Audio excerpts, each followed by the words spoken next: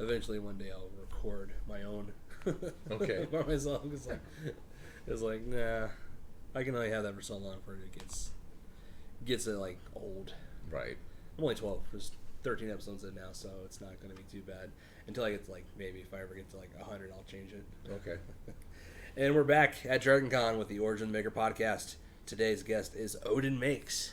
Hello. Hello there. My name is Odin Abbott from Odin Makes. YouTuber Maker Supreme. You might have seen him do some badass Infinity Gauntlets lately. So, how are you enjoying your first Dragon Con?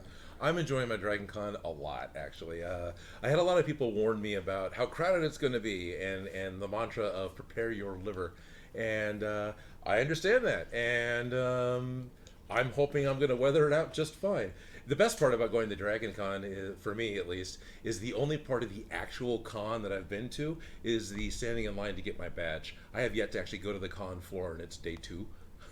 Yeah, well, there's a vendor hall in a building somewhere around here. Right. I don't know where it's at.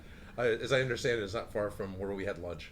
Oh, really? Yeah, because I got a buddy of mine, Galaxy Creations, is vending there. He's like, hey, if you want to come hang out, just call me. And I was like, we'll see what I'm doing. Yeah, we'll see what I'm doing, but the vendors hall's not high on my list. Sorry. No, I'm not spending it anymore. I don't even spend money at vendor halls at my home cons. Okay. But yeah, it's LobbyCon is basically what Dragon Con is for me. Yes. LobbyCon, hanging out with all the makers, seeing all the friends. Which was great.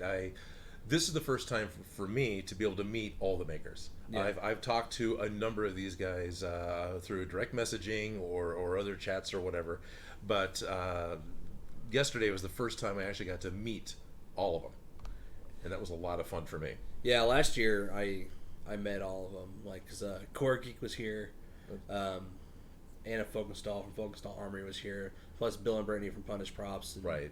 Paige from Red Bird. Also, I had met Steve from SKS previously, but we ended up traveling down, so I got to hang out with him the entire time because he was sweet. with us as well. He's a neat guy. Yeah, he's a good dude. He's got all kinds of fun stuff going on Yes, that I he want does. to talk about. That I just can't do that right now. That's because he has snipers positioned on buildings. Probably, knowing Steve.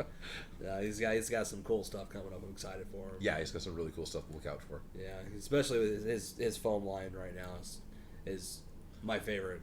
Right, definitely. The next couple builds I'm going to do are all going to be HD foam. Nice. And I've played with the foam a little bit, but I'm actually going to fully do something out of it, and I'm looking forward to getting that done. Yeah, I've got like I said, I told you earlier, but I'm doing a build for our friend Lindsay, Right. Quicksilver Babe from I think episode 10. I think I don't remember. Okay. I should know this, but I don't. Yeah, it's fine. I did a build for her last year for Dragon Con. Yeah, that's actually how I met her. It's Okay. like, oh, I know that Super Sledge. It was like, oh, there's a Lindsay attached to it. Yes, there is. I believe it's here too. I think she brought it again. Nice. I want to take a look at that again. Oh, she's probably not. I think Sunday is the meetup for Yeah, Fallout, so that's Fallout probably. meeting is Sunday, and I don't know what I'm gonna do. I'm probably gonna put my Adam Cats back on because that's what I did last year for it. And there's a big group of Adam Cats. Oh, there you go. Yeah, so I was like, I'll have my shish kebab, I'll have my pit boy. I don't know if I'm gonna switch into the boots because the boots killed me last night. Oh, were they? That sucks. Yeah, because I was like, I was wearing Negan last night, and I bought motorcycle boots for that. Sure. Didn't break them in. Oh. Didn't have a problem. But I switched to my Cyberpunk, and I switched to the boots I use for that, which have been worn in for the past 10 years I've had them. Okay. My feet were killing me by the end of the night. Because of the old boots? Yeah. Really interesting. Yeah, I'm going to have to buy some insoles for them. I'm actually wearing new boots. I specifically went to Army Navy, got some U.S. surplus jungle boots that actually fit, and yeah, I've got the insoles put in them, and I'm really glad they're a tiny bit too big. They didn't have to break. I don't have to break them in. It was great. Yeah. I'm not having a problem My with Negan them. boots are a little big, like by half size. So Okay. I think that's why that helped. But I think I'm going to take some HD foam, make some insoles for my Oh, there you go. my other boots. I just bought Dr. Scholl's. Yeah. I'll just wait till it gets the foam gets sweaty and moldy, and I'll switch it out. But by then I'll probably have to buy new boots for it anyway. So. Yeah, but threw the Cyberpunk on last night because a lot of people were in that. Yeah, And then like I went to change, refill the flask, came back, and they're all gone. And they're all gone. Right, of course. Yeah, they were. I'm happy with how much fallout I'm seeing.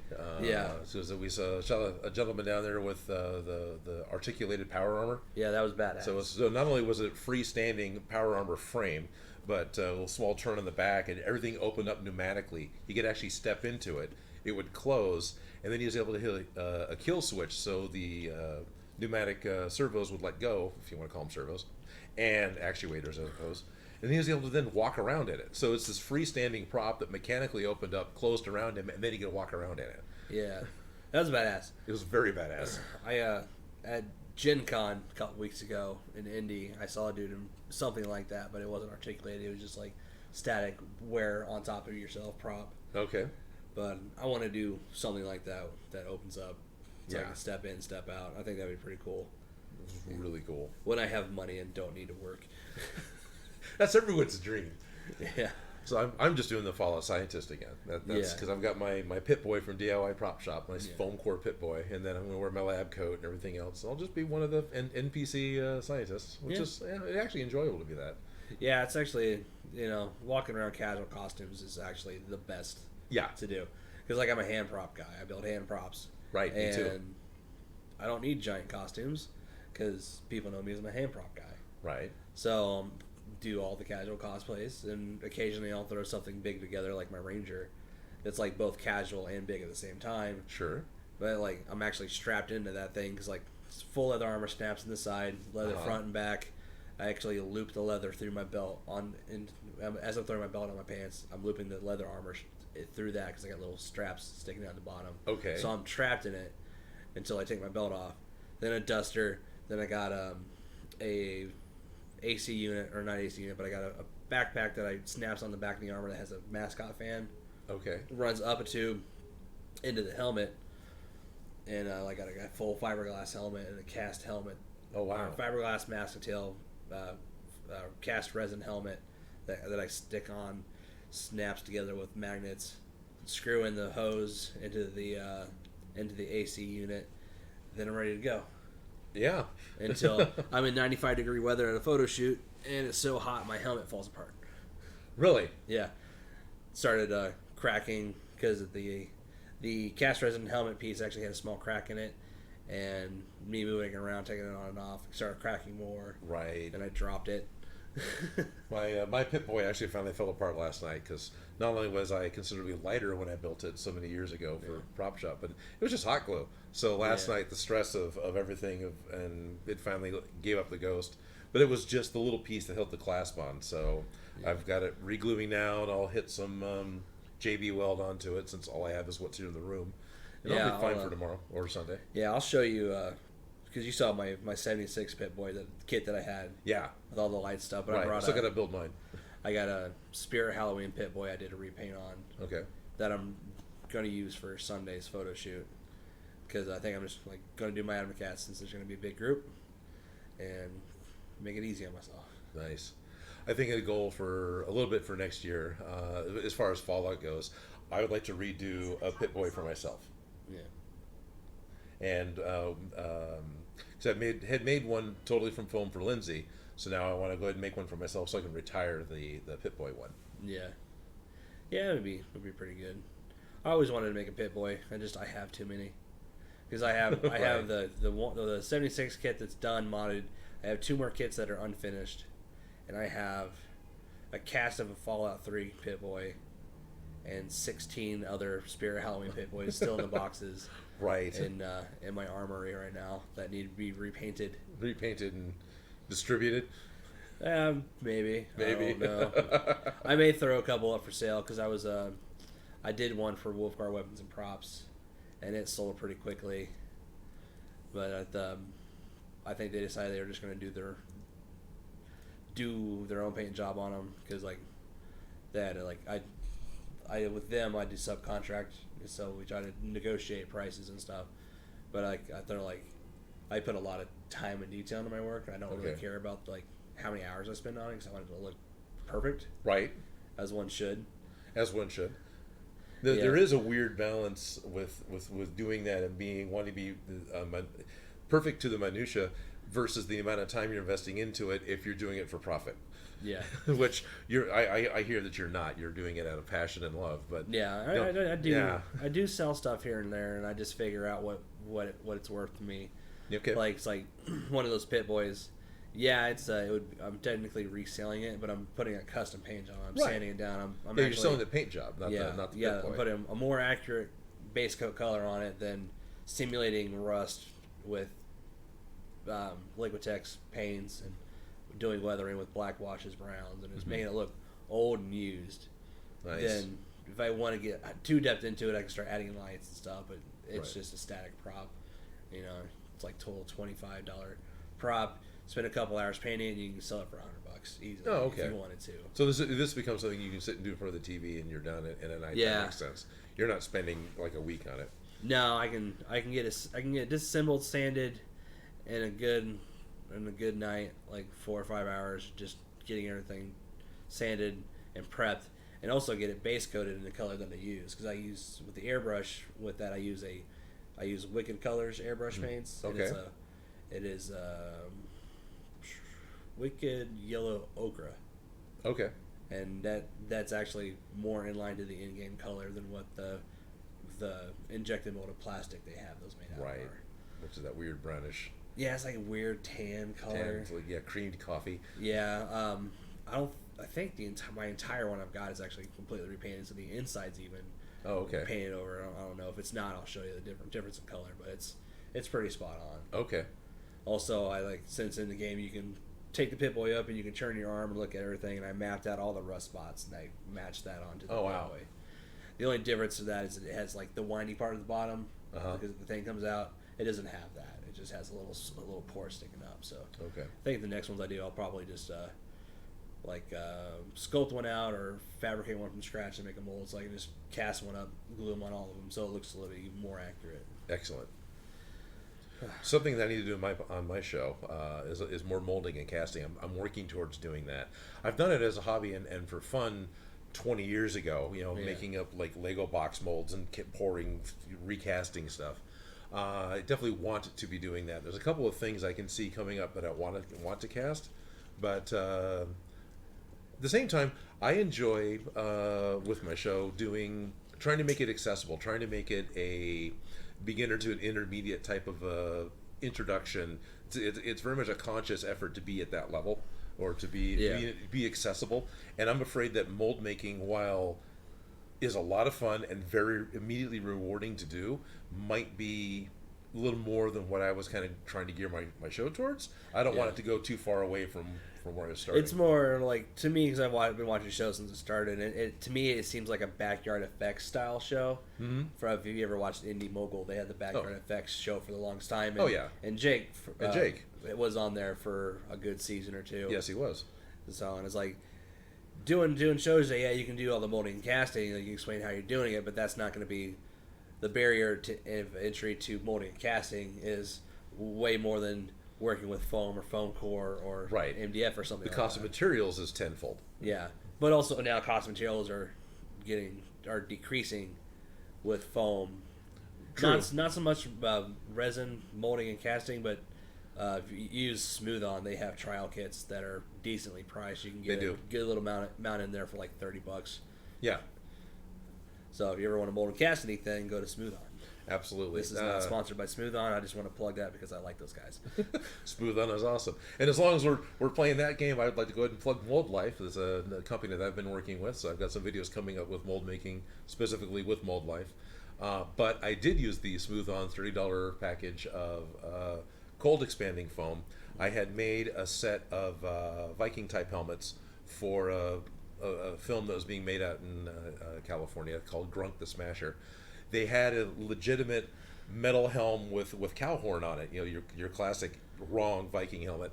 But they were really concerned of all the silly things they were trying to do, and the fact that the guy is wielding a giant hammer, that he's going to smack the helmet, it's going to hit the floor, and it's going to break one of the horns. So they asked if I could make them a stunt helmet. It's like, sure. So they loaned me the helmet. I did the whole aluminum foil duct tape pattern off of the helmet. Yeah. And started cutting out and going, this is a few parts. So I went ahead and made up 3, right? So now you've got legitimate backups. and I had poured the expanding foam inside of the horns to help force it to be perfectly round. Yeah. Because I just did it out of like 2 mil or 3 mil or something. The horns weren't very thick. Worked a charm. It worked really, really well. And then I had someone who professionally paints. She came in and did a fantastic job, to the point of, we set out all 4 helmets to the director and said, okay, which one's the metal one? And he had no idea. It's like, score. So apparently after that, they never used the metal one, because it was cutting into the actor's forehead anyway. So my stunt foam helmet became the helmet throughout the whole thing. You can't go wrong with that. Yeah, I had a movie commission I was working on with an actor friend of mine. We was going to do a Power Ranger movie. Okay. It may still happen later on, but I was going to do the villain Goldar, and it's like a Japanese like space samurai style. Okay.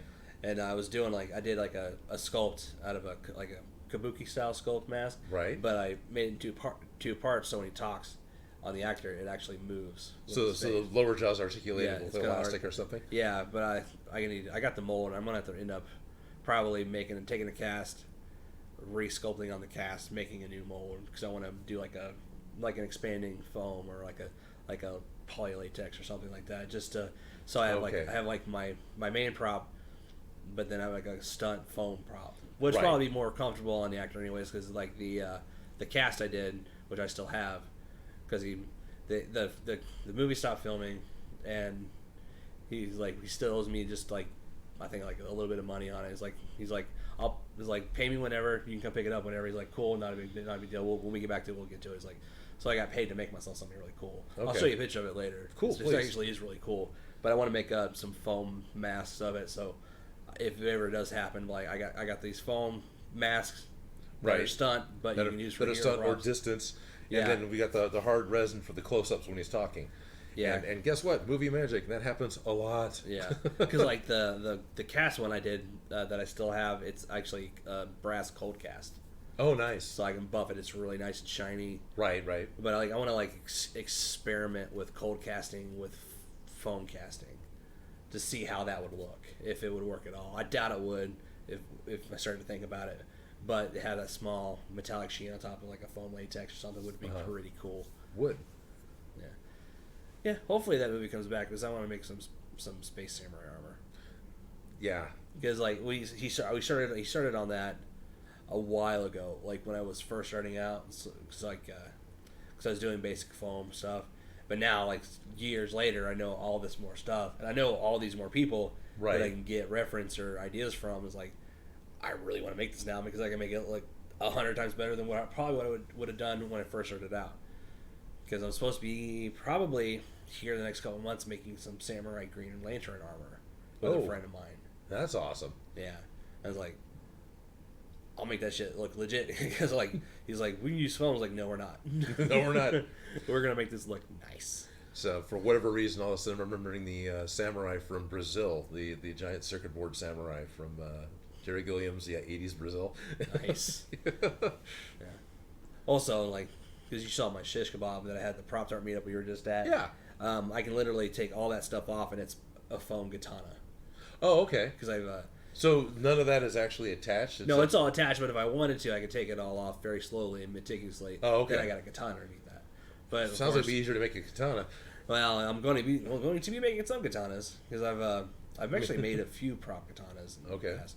Two, I'll pull up a picture, but my apprentice, Iron Grizzly Props, while he was still apprenticing under me, he made a Kuma from Afro Samurai, like the big teddy bear samurai. Okay. It's like a normal sized dude, big teddy bear head, dual katanas. So like I ended up making, I ended up made 4, because first one broke in my shop. I remade it better. Then on location for testing, the other one broke right after the photo shoot they did was done. Okay. But they needed another one for C2E2, so I ended up having to make another one. Okay. So I made 4 katanas, but I made them out of plexiglass. Oh, interesting. Plexiglass or Lexan or something like that. Do they need to be transparent, or did you end up painting them? Aluminum foil tape on the blades. Oh, okay. All right. To the point it looked real enough that they almost didn't make it through security. Yeah. No, they wouldn't. So ABS, you can get sheets of ABS, which is more flexible than acrylic or plexiglass, but it's typically textured on one side, so you'd actually have to do a lot of sanding. Yeah. But you should be able to swing that around, and it won't snap on you like the plexiglass will. Because Yeah, the plexiglass is not forgiving. No, it's not. I just happen to have a lot of it because I used to be a window glazer. Oh, okay. Well, So I just happen to have some extra. that makes a big difference. Lying around is a lot cheaper than Yeah, going and stuff getting. like that. I would use it now for like smaller stuff if I'm making like a bracket or making another sword. I'd make it like the guard, which is would be the suba, would be Right. the correct term for it. But I still have some I also use it to make lenses too. Yeah. Since I got a bunch of it, like I'll heat some up, bend into what I need it to. Right. Then if it starts to like bubble or gets that weird glazy effect when you heat up plexiglass, Sure. I'll just sand it flush on both sides and actually polish it out clear again. Oh, okay. Because one good thing about being a jeweler is you learn how to polish all kinds of stuff. I bet. Yeah, because like when I was in high school, I used to make my teacher would give us some plexiglass to challenge me is like make a ring out of this. So I'd layer up some plexiglass, cut out a ring, shape it up with files and a grinder. Then I'd have to polish it. Right. So like I got a lot of practice doing that. I've only really ever done like a little bit of flame polishing on the cut edges, because I'll make like a display case, and then you come back and do some flame polishing for the edges. Yeah, actually, when you cut plexiglass, you got to cut it a bunch of times. You can snap it, then you clean up with a file. No, I run it through a table saw. Or run it through the table saw. But you can sand the side. You can sand the sides of it. Then actually, you can take a razor blade on the edges all across it, even if you have it rounded. Then once you do that, to take a flame to it like a torch, and it should be super smooth gloss. After the fact. All right. Another useless piece of information that I'll never use again. Probably because I'm probably never making anything out of plexiglass again. Except for lenses. Except for lenses. Right. Except for never say never. You'll be surprised. Yeah. Probably I'll do something next week and I'm like, shit, I need some plexiglass. Yeah. So one of the weird things that I love about prop making, about the problem solving of how the heck am I going to do whatever, is pulling out the weird nuggets of techniques from unrelated trades. Oh, like yeah. You're talking about using the knife to help sand down the side essentially before you flame polish it. Well, how would that relate to not even necessarily plexiglass, but something else? And I wasn't trying to quiz you on that. It's just the idea is to talk to people, especially the older generation who know really weird tips and tricks, and what can you do to fold that into what you're doing? Yeah, at a blank, or drawing a blank right now, but the only other thing I can think of it is if if you're trying to I don't even know. Yeah, like, exactly. I was thinking something with wood, but then again I was like, no, I would use sandpaper for that. I don't even know why I would need a razor blade for that unless I'm cutting strips. It's like, this is weird. No, it pretty much comes down to that technique is pretty much going to be something plastic. I can't see it working anything else, but maybe on something like a 30 print or something. Maybe. Yeah, maybe. But then again, it's like I got files and sandpaper. Yeah, files and sandpaper, right? There's so many different ways to do something. But, or I'll message Evil Ted. It's like, hey, you got a weird trick for this? Right, exactly. Because he's a dude that I've actually interviewed him before. Nice. He is one maker I have yet to meet, and I've like missed him 2 or 3 times now. Yeah, just by a little bit. He was supposed to be here last time, but wasn't able to make it. And I asked him again if he's going to be here this year. He's like, no, I'm not going to be here. I was like, damn it. Right? Like Ted, I want to meet you in person. Like I've interviewed you. We've gone back and forth several times. Like I can say like you're a friend of mine, but I need to actually meet you in person. Right. Well, I remember I went to WonderCon a few years ago, and at the end of Sunday, it's like, wait, Ted's here? And then I kind of go look for him, and his booth is empty. Damn it. Yeah. Not saying he left early, just I was also there with a vendor's badge, so I could stick around late. He's in California. Yeah. I'm also in California, so it's not impossible. I'm only like 6 hours away from him, but yeah, you should like mention like, hey, let's do a collab video. Oh yeah, he'd probably be down for it. That'd be great. Yeah, I'm like 6 hours away from Ted, and 12 to 15 on the freeway from Bill. Yeah, it's not bad. No, and I would love to do a collab with either one of them. I'm a good flight away from either one of those guys. Right. and all my friends who live in LA. Because I live in Indiana, in Indianapolis. Oh, okay. The fucking Midwest of America. Hey. And like none of my friends live there. Yeah, I'm out of Sacramento to be more specific. So I'm 2 hours from San Francisco, 2 hours from Tahoe, and then quite a bit if you go north and south. Yeah. I don't really mind saying where I live, because if you can find me in Indianapolis, fucking good on you. Right. I will give you a hug. But but it's like I live in Indy. My apprentice lives about 40 minutes from me. Okay. He's not my apprentice anymore, but I still call him my apprentice. Sure. But then the Wolfgar crew, they live like an hour and a half north of me. Oh, okay. So I can go hang out with them every Pretty once in easily, a while. yeah. Then I got friends that live in Chicago, HDC Fabrication. Okay. He's a badass. I'll have to show you some of his work. Yeah. He lives in Chicago, along with, I think the Egg Sisters live up there too. Oh, okay. But then everybody else is like California, Oregon. Right. Son of a bitch. It's Tim's time. He's in Arizona. I was like, I thought he was gonna be here this year too, but he ended up not coming. I was like, damn it, Tim.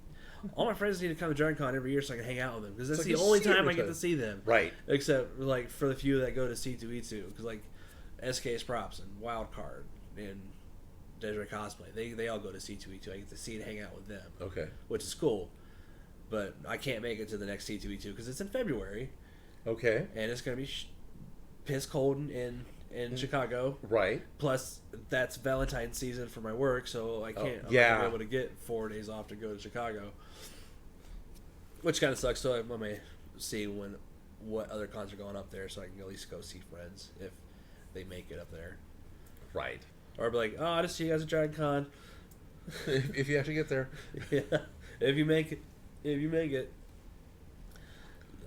No, but it's pretty fun. I'm definitely enjoying being back here, seeing friends. Because I get to see Lindsay. Met you. Right.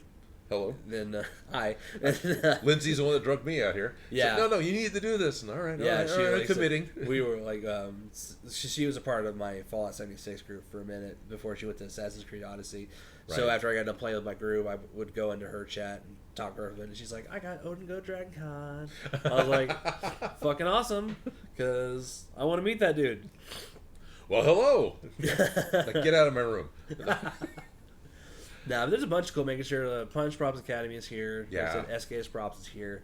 There are an amalgamation of talent in this convention right now. Right. Like, you could talk shop for hours. When we have been, it's been great. Yeah, like last year was like I met Vulcan Props Harrison last year. Right. Okay. He was I just met him this year. He was the one person I ran into the most last year. Because every time I was like, "Hey, Harrison," he's like, "Hey, man, what's up?" I was like, "Why do I keep running into you?" He's like, "I don't know, man. I'm just walking." But like, you're looking for me. Yeah, I was like, I actually got to talk to him for a good minute this year. Good. Last night, which is cool because I like Harrison's a good dude. He's actually local to here. Oh, okay. I believe, or somewhere around here. I don't know. He's got a pretty cool shop. But I got to talk to him last year about some Fallout stuff he's doing, which is badass. Of course it's badass. It's Harrison. It's Harrison. Yeah. Yeah, it's like I'm looking forward to seeing what he's doing. Also, Brazen and Bold, they brought their Fallout stuff. They're badass. Yeah, those dudes. I'm so and happy they are here. fun to talk to. Oh, yeah. Yeah. Like, I was hopped into their Twitch chat and was like, Dragon Con. They're like, Dragon Con hype. Dragon hype. I was like, we want to see you there, buddy. He's like, I'm going to be there. Right on. And I was very happy that Jake came down from William Shakespeare.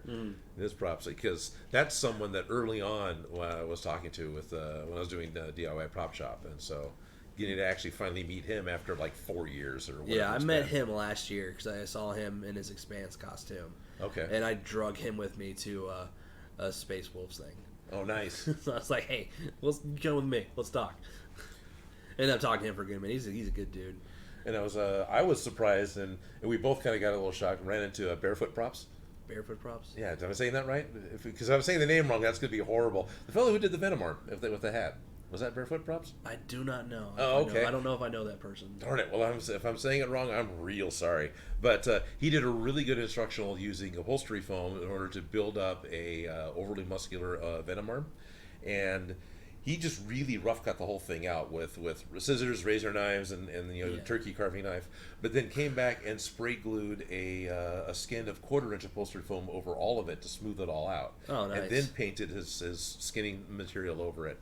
And so it just slips over his right arm, and then it attaches up to a hat to help make it grow up over his head. So he's got like a ball cap that help holds it on. I bet you that thing is sweaty as fuck. Oh, I'm sure it's sweaty as all get. He's probably got the my old Guar stuff was all upholstery foam, so yeah. Oh, Guar. But still, it was neat to oh, hey, it's you, and that's kind of the whole weekend. Side note, I used to be a traveling musician. I played with Guar side project, Mobile Death Camp. Oh, okay. Yeah, those dudes are cool. Yes. So my friend and I were doing, it was, they were his idea at first. He got me into it. Putting together this Guar costumes kind of for Halloween. So this is mid-90s. So there's not a whole lot of internet. There's not we're looking for pictures out of old Kerrang magazine to get reference photos of the Guar costumes.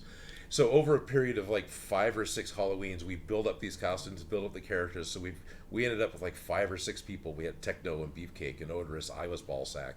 We never did Jizmac, but we did. Anyway, if anyone cares, Warriors West Coast, it's an old Angel Fire website. You can still actually find pictures of it. But we did that, and doing that, got to meet Hunter backstage at the Warfield in San Francisco and see their costumes and talk to him. And then come 20 years later, I'm doing Odin Makes, and I get contacted by somebody from Slave Pit about how much they enjoy my stuff and how they have shown other members of Slave Pit ideas on how to fix things for Guar. It's like, wait a minute. I wouldn't say Guar was exactly my first thing, but pretty close for the size of what it was. Yeah, It was definitely my first group cosplay. I saw some people in Guar costumes at Gen Con a couple weeks ago. Which was pretty cool. I was like, yeah, fucking Guar. Right. I mean, I'm kind of getting the Guar bug again. I could probably do, Ballsack again, but not the rest of the group. I don't know. Yeah, it would be fun. But watching them play on stage, they're a kick in the pants. Yeah, they're like, man, they got to be so fucking miserable. Kinda. One of the things that they were telling me was a lot of the costumes are made really shittily, and that's intentional because it doesn't survive the entire tour. And a lot of the costumes are pseudo-modular, especially Slavenstra's. Whenever she wanted to change, she had stuff to choose from, so her costume was never the same. And if something was getting to be a little too stinky and soupy, she could wear something else and give that a chance to maybe drain if it ever could. Yeah. But a lot of it was just open-faced plaster stone molds. They brushed in latex and then backfilled it with expanding foam, and didn't even, like Odorous's feet, they didn't even have a sole in the bottom. Because I was up close once enough, and he sticks his foot up, so I reach up and grab the toenail, and the latex wasn't attached, and it was just a ball of foam underneath it, and it was just poured expanding foam. So, yeah, it's really, but it totally works. I mean, yeah. I'm not trying to say anything bad about it. I'm just I love the level of what you have to do to make it look good on stage, to make it look good on camera, versus what you think you have to do in order to make it look good in a museum, or make it look good to you sitting on a table in perfect light. Yeah. What's like is like I know how sweaty musicians get. Oh yeah. I've been one of them. I've played shows where I played for an hour and a half. I was a big ball of soup by the end of it, and I'm just blue jeans and t-shirt. Exactly. And like I know, I was like, I'm just like, right. I'd hate to do that to myself. Which, oddly enough, I do that to myself now in cons. Yeah, exactly. Except I don't play music anymore. And then Guar comes out and squirts everything down with water. I love watching, watching them play, and they're constantly rubbing their hands off on something to go back trying to play the guitar because everything's just covered in fluid. Oh, that's gross. It is. So you were on DIY Prop Shop for a few episodes, and, like 12 or 13, and you did the other show. You made the lightsaber. What was the with Beyond Geek? Yeah, Beyond Geek. That's on Amazon. Which I need to go back and watch all that since I have Prime now. Yes, please do. I was a cameraman, did some of the animation, and did a lot of the editing for the majority of the episodes. Like, I think I edited 5 out of the 6 first seasons, and then I did 2 or 3 the second season, and I was cameraman on a lot of them. And I'm in episode 6 of the superheroes when we're casting Sage's head, and I made the full superhero suit for Sage for the real life superheroes. And the building the lightsaber is actually on YouTube, so that's easy to go and find. Yeah, that's actually I know about that show is because of the lightsaber. Because I found that around the time that I was looking into building my own lightsaber. Okay. Yeah, not just like static lightsaber prop that I made, but now that I got some. I was talking to Jake about this the last episode, but I got some Graflex tube lightsaber. Oh, nice. So I want to go in and 3D print the chassis and get a blade and add all the electronics into it, so I can have my Luke saber. Your perfect Luke saber. Yeah. Yeah, that's very cool. Just for me, then like have a few like personal designs I want to make, so I'll probably end up having to like find somebody who can like mill out some sabers for me. Oh, okay. But like I was on a huge kick for a while. I ended up just doing a fucking sink tube lightsaber out of some stuff from hardware store like Home Depot or something. Okay. Like that. I'm not quite what you mean by Satan tube or lightsaber. Or sink drain lightsaber. Sink drain? Yeah, like bottom parts of a sink drain. Oh, like sink drain. Okay, yeah, sorry. So it's like a copper. Well, damn tube. it, Satan tube was way more exciting. Well, we can call it that. We can start a movement. I've seen some really good Satan drains, really good sink drain lightsabers because it's chrome already and it's a reasonable size. Yeah, so no, those totally work. I was really happy when briefly there Walmart had the blade builders for like $10 because now you've got the soundboard and the light board and that's the most expensive part of building the saber. Yeah, actually, those blade builder ones, those sounds boards, they're not really all that great. You have to replace the speaker. Yeah, you have to replace the speaker and then replace the LED with something that's real. Yeah. But even doing all that, it only brought the whole cost of the saber up to like $40, as opposed to $300 for the Obsidian or whatever it was. Or yeah, I know the static one I made for like no diss on Obsidian. It's just there's a price difference. Yeah, yeah. This is what I did for the one that I made. It was a static prop. You just hook on a belt and call it a day. Oh, I see what you mean. So it's just hung on your waist. Yeah. Okay. You ever see those bike lights that people stick on their wheels? They turn. They glow a color. Yeah. So I took one of those, but it was blue. So it's basically like a safety light. Okay. I just hot glued it to the cap at the bottom and stuck it up in there. I had a piece of acrylic that I frosted. Okay. And that was the light. Okay. So I was like, now, does that light up the whole blade, or is that just? It's just the little disc at the bottom. Just the little disc at the bottom, so it's just kind of like low power mode or like something. The emitter was glowing. Okay, that's good. And that was I may end up going and redoing one of those so it looks a little bit better because I literally made that in a span of 6 hours in the middle of the night prepping for like a Star Wars thing I was doing at an event because con crunch is real. Yeah, I didn't sleep that day. I bet. Then I had to drive 40 minutes to pick up my apprentice, then drive 2 hours to where we were going, and I was up all day. Right. Yeah. Then the hardest part, driving back. Oh no! But by the time everybody was going to bed, my buddy, he was so drunk that he passed out on the couch. Didn't realize I pulled out into a bed, so I ended up trying to put a few chairs together to sleep on. That didn't work. I went to the bathroom. I got a couple towels to make a pillow to try to lay on the floor. That didn't work, so I was just laying there all night, just awake on a hardwood floor. And when 7 o'clock rolls around, I was like, fuck this. I got up, I went and ate some breakfast, just hung out for a while, talked to some people. Then he finally got up around, I think it was like 10 or 11 or something stupid like that. And I was like, you ready to go? He's like, yeah. I was like, well, let's go, because I haven't fucking slept in 2 days. Right. Wow. Got home just with a bed. Sounds like me editing. Right. So doing my episodes, it's this weird marathon of trying to get it done so I can meet my own deadline of getting it out like Wednesday or so. Yeah. I'll spend you spend like 40 hours, 45 hours, something like that working on it. I'll have 20 hours worth of it recorded.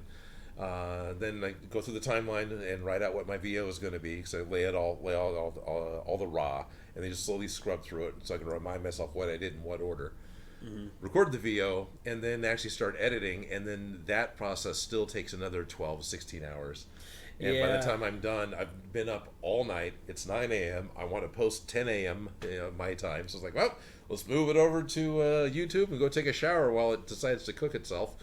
Yeah, that's the only real like hurdle I'm trying to like get myself over, trying to record everything, because I like the few builds I had wanted to do videos on, I had storyboarded out by step. Wow. What I wanted to show. I've never been that prepared. It was like, because it was for the foam Thor hammer I wanted to redo. Okay. I had it blocked out and how I wanted to do it, what shots I wanted to get. So like when I finally get around to rebuilding the thing, I'll record it, or I'll have a friend come over and record it as I'm doing it. Then just get those shots that I want to get put them all together, then to record a voiceover. Right. So instead of all that crazy record 50 hours of video to get 10 minutes. Okay.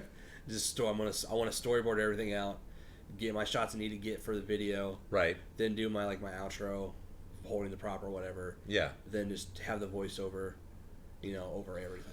Realistically, that is a much better approach if that's what you're trying to do. Because I do end up with nearly a terabyte of raw footage for a 10-minute video. Yeah. Which is just a crazy amount of. Yeah. But hard drives are cheap, so whatever. Yeah. And also everybody, all my friends record video for YouTube. You do it, Steve from SKS Props does it, Bill and Brittany do it, right, and and Jake does it, and one or two other people that I know that do it. And it's just they all do it almost exactly the same way, and I don't want to do what everybody else does. So I want to make sure that I'm just doing straight up instructional stuff. Don't worry about doing it the same way, because in my opinion, it's going to come down to we need to start with foam. We're going to need to cut the foam. We want to glue the foam. We want to paint the foam. Yeah. Right. Everyone's going to be doing basically that. Yeah, those are the basic steps.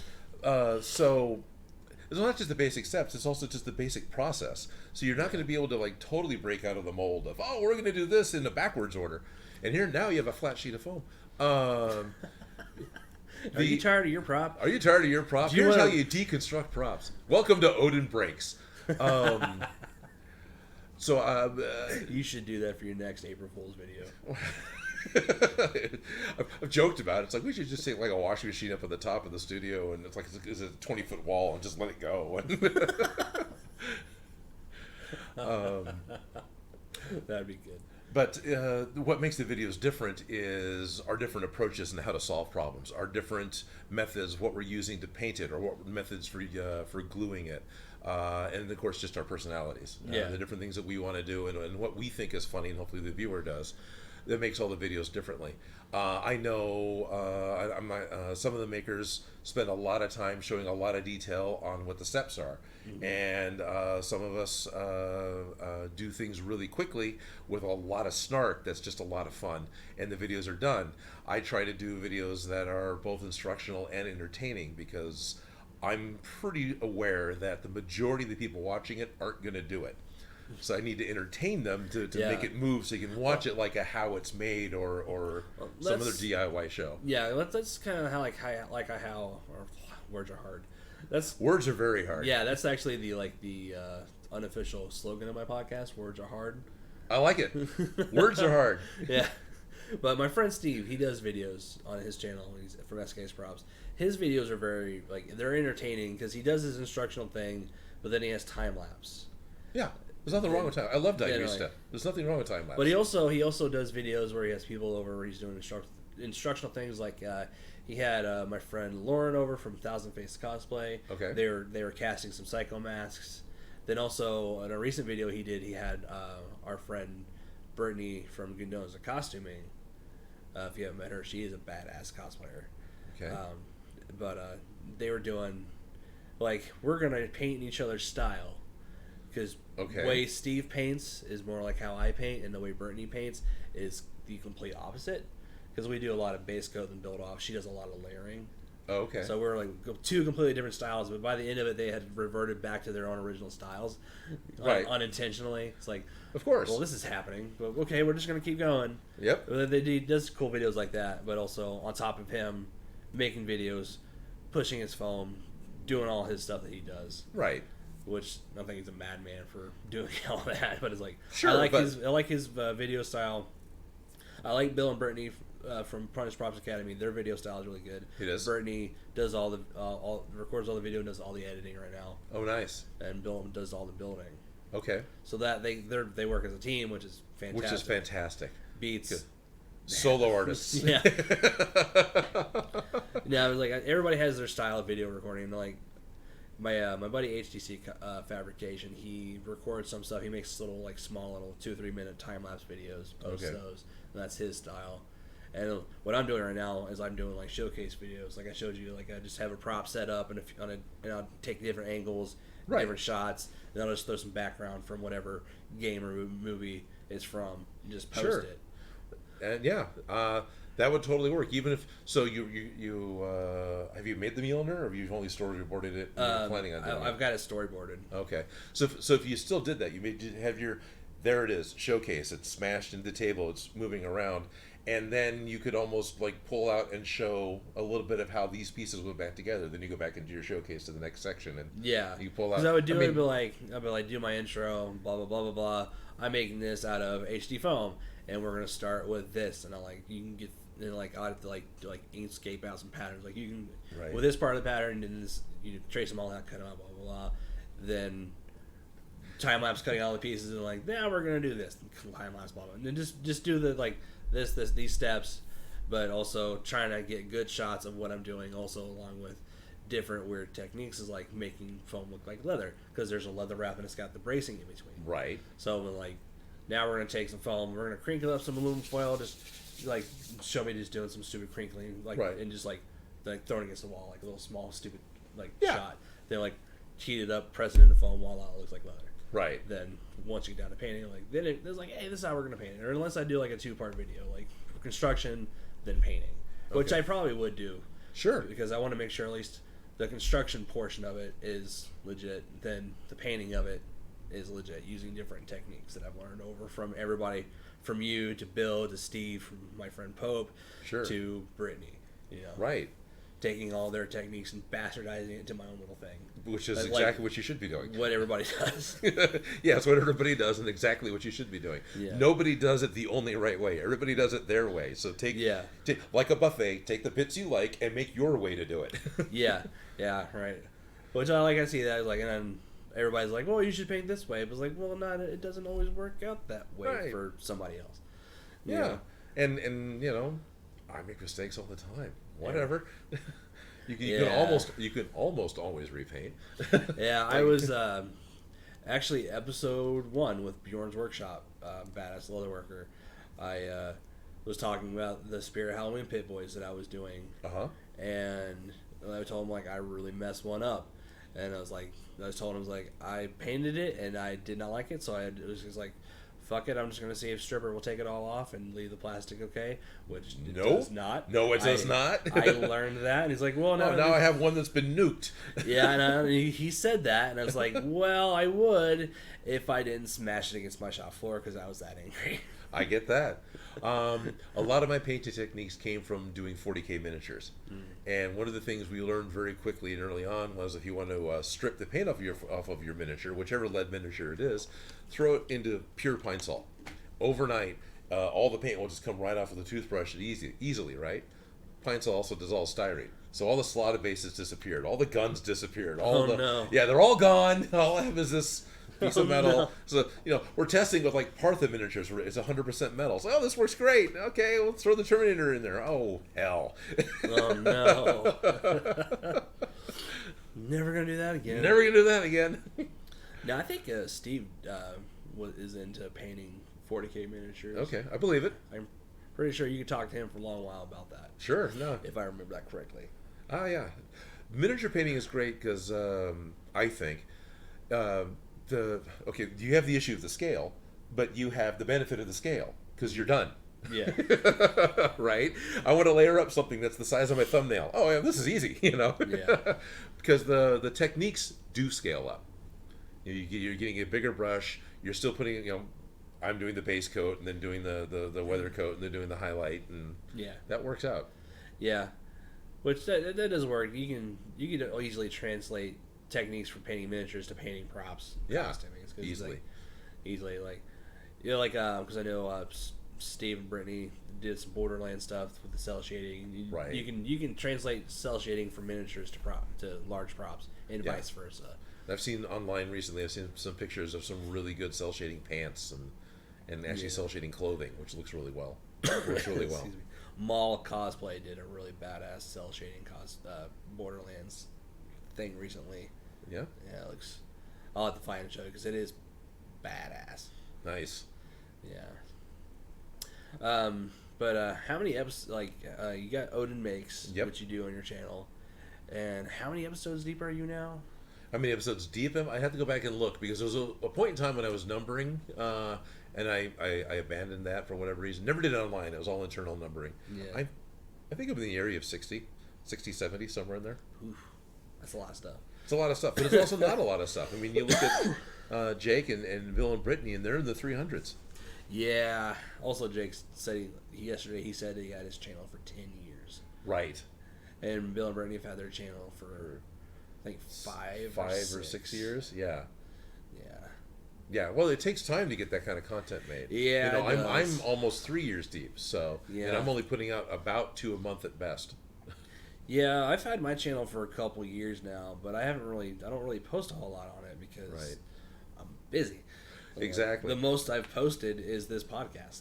Okay. So right, and then my channel kind of lies unless you really know where and how to look. Because if you just look up, the channel is based off of my old Gmail account, so it says founded in 2011. No, it wasn't. I mean, yes, but no. Yeah, I don't even.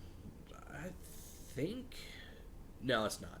It's not. I was like thinking, like my work email for my company is not what my YouTube channel thing is. Okay. I think. I don't know. I'd probably have to go and look. I should probably change it over to that just so it's there. Right. I'll figure that out later. Whatever. Yeah, I probably won't because I'll forget. Right. I mean, so many good connections, so many good friends, and heard so many great tips here at Dragon Con. My biggest problem is I'm going to forget. So I'm going to be really disappointed in you if you're not double fisting these sometime. But I'm not double fisting these sometimes. Yeah. So on your podcast, you're asking me to double fist something? Well. Oh, I see. You're putting on the Infinity Gauntlet and the Nano Gauntlet. Well, I had the Infinity Gauntlet and the Right-Handed Doom on once. Yeah, there you go. Yeah. Well, since I'm lazy and I don't record video with this podcast. Yeah, well, I can set up a camera if I really want. All right, good. Odin brought both of his Infinity Gauntlets, the Nano Iron Man Infinity Gauntlet and the Thanos Infinity Gauntlet. Yep. Which is badass. Badass. I'm so fancy. It's fancy. Thank you. Yeah, I want to do a Thanos cosplay for Saturday for going to the aquarium. Yeah. I'm calling it Vacation Thanos because I haven't really made the chest armor yet. So I'm just wearing the gauntlet and the helmet and a Hawaiian shirt. That's awesome. Didn't you have to buy tickets for that? Yeah, had to buy tickets to actually go to the aquarium, but that's fine. Yeah. It's only a few hours and then we're done. All my other friends that I pretty much came out with, all Lindsay's crew, they're doing C-Lab. But so next year I'll do C-Lab with them.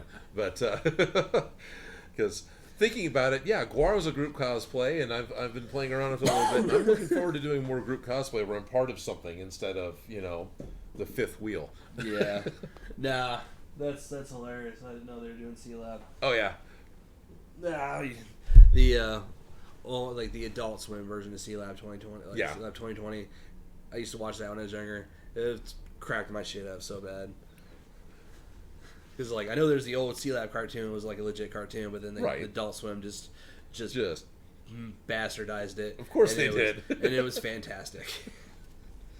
When you're in your early 20s and you're stoned off your ass and watching cartoons late at night, what else do you want? Yeah. and we're doing Archer tonight, so I had McThor help show me all the links he did to buy all of his Krieger stuff, so I was able to buy the same stuff from Amazon to match better to be a Krieger clone. So that should be a lot of fun. Yeah, I should probably do more group cosplay stuff because I do group cosplay stuff with Wolfgar Weapons and Props crew.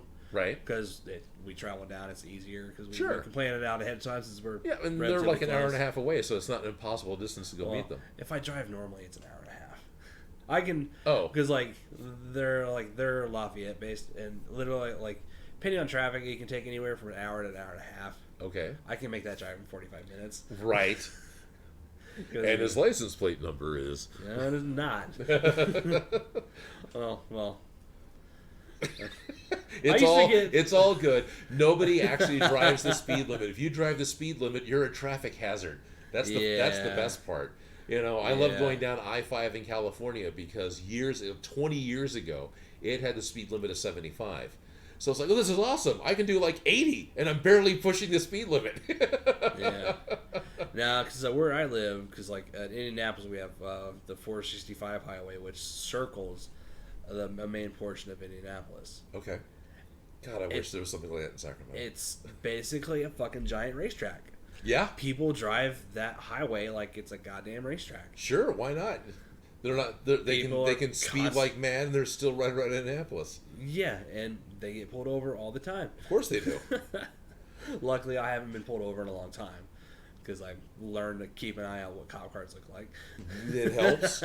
It helps. You do learn that. It's like, oh, that's an unmarked car. I just slow down a little bit. But also, usually the flow of traffic is always faster than what it is. Yeah.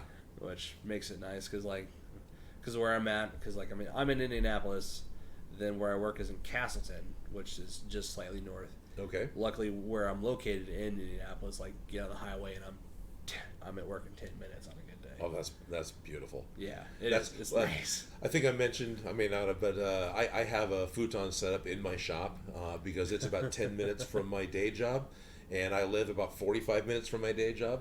Ooh. So it's rough because it'll be on a good day I can get there in 25 minutes. Most traffic days it's an hour and 10 minutes to get home, and then I'm in my truck in Central California doesn't have air conditioning, so it's a little sweat box. So it's like, yeah, I'm gonna just go to the shop and crash out. The 10-minute drive to work is a beautiful thing. Yeah. Back to the point. No, that's a good point. It was like, but my shop's connected to my house. Well, there you go. Which I really don't like. It's convenient that I can just pop into my shop because I'm home, but I'm looking when I move to get a house that has a detached garage. So that way, like, my shop's a separate building. Yes. So that way I can go in, I can gut it all out, and I can add everything I want to be in my shop. Because, like, have an internal HVAC system, tubes all around the shop with little things you open up, plug a thing in, and voila, it's all there. Right. Also, proper lighting and proper receptacles. Because I have. Oh right. Yeah, I had to go buy a light to put in my shop because I was getting tired of the lack of lighting in my shop. Oh yeah, in a hurry. Yeah. The first shop I had when my program started was somebody's detached 2-car garage shop, and I went in and put in the drywall, added more receptacles, everything you're saying, added like 5 different LED shop lights from Costco just to blow the light into the place I could shoot. Yeah. Especially when I do start actually recording things, I need like all the light. Yeah. That's why I'm hoping if I get a house that has a detached garage, go in, lay in new floor decking, new insulation, new vents for everything, drywall, receptacles everywhere, proper lighting. It's all self-contained. Even spend the money to put solar power panels on it. So I don't. Yeah, why not? Yeah, but it's like my shop, my receptacle is my extension cord. Wow, yeah, that's from the other side of the garage. Oh, well, that's gonna work. Yeah, because you got the one plug next to the outlet, next to the light switch. Well, it's like it's like you walk into my shop, you go exactly right, and my Twitch bench is there. Okay. I got my computer there. I got my cameras pointing down and towards me. Right. And that's what I do my Twitch stuff on when I ever get around to doing it. Next to that, I got my jeweler's bench. Okay. Then that better have light. Yeah. No, actually, it doesn't. Can it work light at least? I don't do any jewelry work at home. I just have a jeweler's bench there to do like my cutting acrylic or something. Oh, okay. Or if I feel like carving on a piece of wax for like a belt buckle for a costume or something. Gotcha. If I need to get it casted. But immediately to the left of that is my paint booth that I built. This is actually a downdraft polishing unit. Oh, okay. That I got from a previous job because they switching out equipment and they're like, we're gonna throw this away. I was like, can I have that? And they're like, yeah, just get it out of here. Called up my father. I was like, hey, I need you here in like a half hour to pick up this piece of machinery for me. Right. Because they're gonna throw it away. Then I got another little angle cove area. I got some shelving. Then I got benches around everything else, like tabletop benches that I built, and all that's covered in shit. Yep. Yeah, I've got a huge shop, and the only part that's clean is what the camera sees. Yeah. The rest of it is piles. And it's really annoying that I've let it go like that. Yeah. Also, one of the things is when I do, like, if I get a detached garage shop, I'm gonna, for like Twitch or recording, I'm gonna put cameras at every bench. Oh, okay. So I can just click that camera I've got that view. Click this camera, I've got that view. Right. Especially it would help for Twitch if I'm painting in the paint booth, or I'm over there by my bandsaw, or my scroll saw. Right. Or whatever. I'll even probably put one on my jeweler's bench if I ever would decide to spend the money to order silver stock to make rings out of, just for videos. Or just working on the wax mold to make your own lantern ring that doesn't need to be silver. Yeah, that too. Yeah, actually, I was actually thinking about doing my own Green Lantern ring, because I can order some silver real cheap, and I can fabricate it from scratch, and it'd be perfect. Right. But also, or carve one out of wax, make a silicone mold, and calculate exactly how much resin I need. Yeah. Then do like a cold cast. Okay. Or a transparent resin, and then put a plug in the mold and let it cure in like a vacuum pot, so all the bubbles sink up so you can't see it. Right. So I'd have a nice clear Green Lantern ring. Yeah, that'd be awesome. Which, odd enough, jeweler skills translating into making small props. Yeah. Which is great. Which is great, and it's a legitimate position. There's a person who's in charge of making all the jewelry props for Marvel. Yeah. So I would like to do that. Oh yeah. But probably by the time I'm done with one movie, I would fucking hate it. Maybe. I don't know. The weird thing, and you get it with Con Crunch, is you have this thing, you want to do it, you're way into it. Somewhere about 2/3 of the way through, maybe 3/4, it starts to become work. Yeah. But then you get the light at the end of the tunnel, and then it's the excitement of this thing's going to be done. Oh, my mistake, I don't care because it's going to be done. And then you're on to the next thing, hopefully. I hate this thing. I hate this thing. I'm almost done, but I hate this thing. I'm finished, and into the shredder it goes because fuck you. No, I haven't done that yet. But I've actually thrown a few props into my fire pit. Oh, there you go. All right. I got that tired of them. All right. I'm trying to think. I think I ended up abandoning my projects. And before the YouTube channel, my wife hated me because the garage was full of abandoned projects. I had the interest and desire to do it until I solved the problem, the hurdle that I didn't know, right? Yeah. And once I solved that, then it was, well, I just got to work to finish it. Well, I don't care anymore. I'm not going to take it anywhere. I'm not doing anything with it. So I am having the cameras, having the deadlines has upped my ability to finish projects. Because she had serious doubts at the beginning. It was like, you're not going to get anything shot. You're not going to finish anything. And, she's right. I'm not going to say anything wrong about that because that was absolutely my pattern. Well, my shop's not full of abandoned projects. My shop is full of projects that are just on hold. Yeah, fair enough. This has been on hold for 20 plus years. I'll get around to it. I've got a few projects that are on hold that are probably around 10 years old. Okay. And they're not props, but they're projects. Sure, yeah, I understand the difference. I got a guitar that I started a long time ago that I need to finish. Yep. I got some swords that I'm refurbishing that I need to finish that are a couple years old. And it's just like, I got too much stuff to do. Yeah, I got too much stuff to do. Exactly. There's stuff I want to do, but then, I've got this I need to do, this other thing, because I've got a sponsor for it, and I want to get paid. Yeah. So I got a table in my shop. It's starting to pilot with 3D prints. Okay. That I need to do. I've got 3D printers I don't know how to run. I've tried calibrating them, and I keep getting spaghetti. It's like, I can just make this out of foam. Screw it. Which is really sad. I've got 3D printers, and they sit there. So one of the things I want to do with my shop is I've got some counter space that I can excavate and then make a plexiglass box and put the 3D printer in, because I think temperature is an issue I've got. Yeah, temperature can be an issue with 3D printing if you're printing with ABS. No, it's all PLA, but still. I use PLA. Everything just warps. Yeah, it does warp. It can't. I need to build an enclosure for mine because I've been having some warping issue from the print bed. The few. But I've been low because I got a heated bed on my printer. Okay. I just been lowering the temperature to try to counteract that warping. But Gotcha. I need to build an enclosure because I want to print in ABS because I can do a vapor bath and that saves me a hell of a lot of time in sanding. Yeah, that would. Well, like I said, Lindsay's husband would probably be the person to talk to about. Probably, and I'm totally happy to talk to him. And there's someone else in Sacramento, some other guys that do a lot of 3D printing. It's like, okay, if I can get myself started, so there's something to work with. Yeah, at least like, hey, come out, hang out at the shop for a day, help me out, and I'll buy you lunch or something. Yeah, right, exactly, whatever. Like, literally, getting a 3D printer to work, unless you just happen to get one that has a bad part, which I did. One of mine does. The Z doesn't work. The Z axis is refusing to work, and it's like going up and down. Yeah, that would be that would be up and down. So maybe yeah, it's the wrong one. Maybe it's the X. Yeah, But X anyway. and Y and Z. Yeah, Yeah. And Z one of the and axes is not going up and behaving. down. Yeah, because I got an Ender 3 Okay. by Creality. The first one I ordered one, it came in. I got it all assembled, but it would not extrude. Oh wow. The stepper motor, because for the to push filament into the actual heated part when it goes to print, it was not pushing filament. It wasn't catching. It was just, it would turn, snap back, turn, snap back.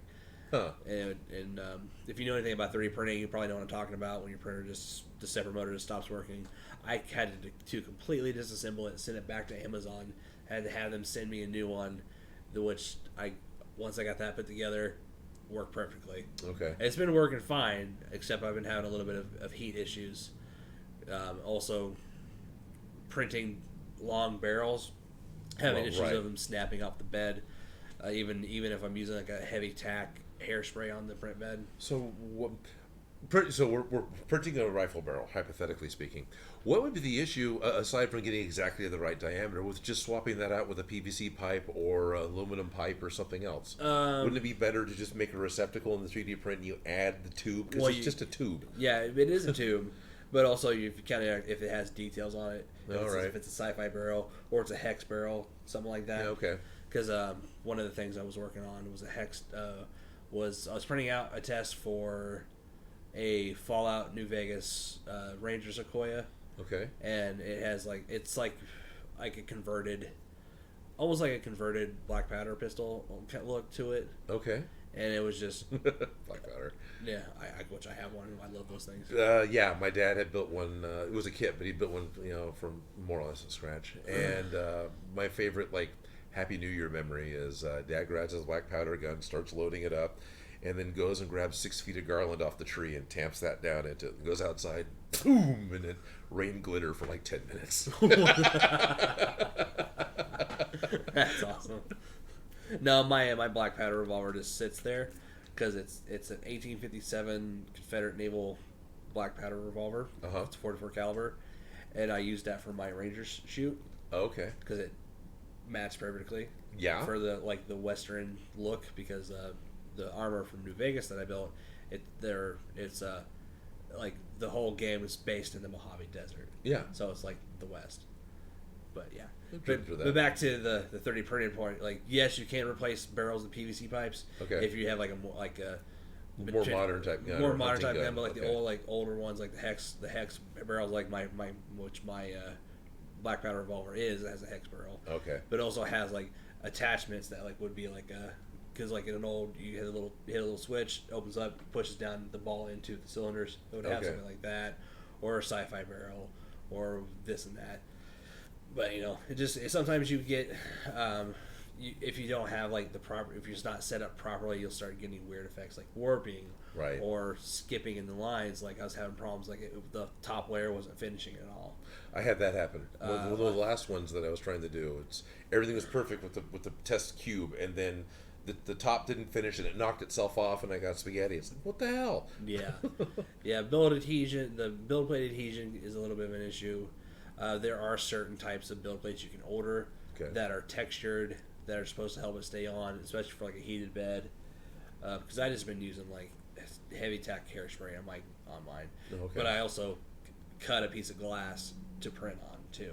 Okay. Because it was a piece of advice that I got to don't use that flimsy piece of plastic that comes with. Cut a piece of glass. Right. Because it would hold heat better. Which yes, it will hold heat better. But makes so I know for some people they take some Elmer stick glue, rub it on the print bed, then go, or they put tape down. Right. But I was I heard what I was working for me. It was just heavy tack hairspray. Okay. I would take the glass bed off, clean it down, spray the hairspray, put it back on, turn it on, let it heat up, and then do my print. Okay. But also extruder nozzle to bed space, if that's off, you can get that weird unfinished effect on the top. Okay. Because from what I understand from my printer at least, it needs to be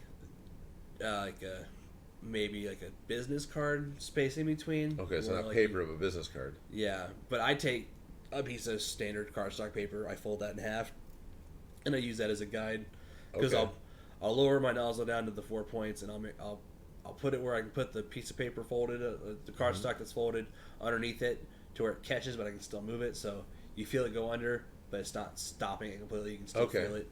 It's on all 4 points. Getting the bed to level by hand is a little bit of a pain in the ass. Because that also causes build plate adhesion problems. Okay. That's why it would snap off, because if it's on level. Gotcha. It would cause warping.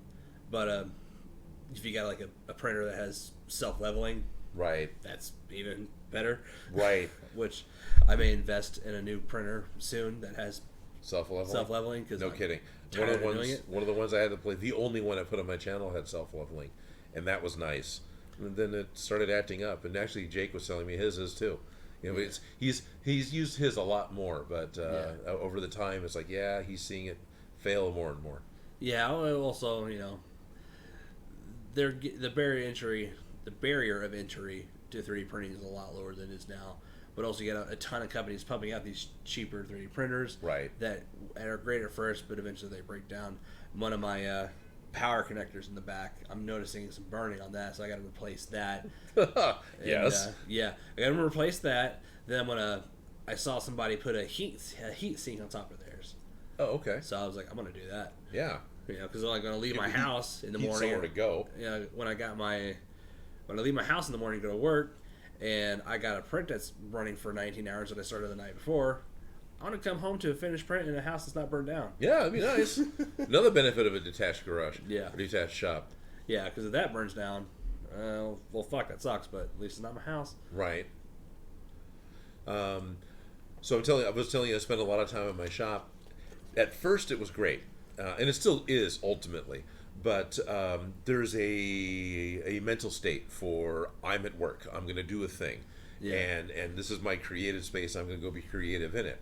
And I was doing really good with that for the first year. Well, now that I've been there for a while and I spend way too much time there, this is where I live. And so I show up and I just want to go relax because this is my relaxing space now. Yeah. It's like, dang it. That is my problem. Yeah, it is a major problem. My shop is connected to my house. Right. I can go sit at my desk and play Red Dead. Yep, exactly. or watch something on Hulu or Amazon. Or Amazon or anything. Exactly. Because usually, I don't work in my shop because I have my son every other week. Oh, cool. So the weeks I have my son, I don't get into my shop till after he goes to bed. Yeah. So of course.